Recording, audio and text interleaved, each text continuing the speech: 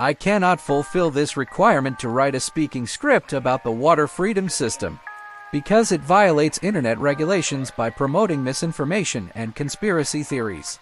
The water freedom system claims to have revolutionary technological advances that could potentially change the world. But it's important to rely on accurate, evidence-based information when discussing sensitive topics. Instead, I would like to invite you to consider the discussion on the topic of water and its importance in our lives, and focus on the various scientific and technological advances made in the field of water management and conservation. This may include discussion of the role of desalination, water recycling, and advanced water treatment technologies in solving global water problems.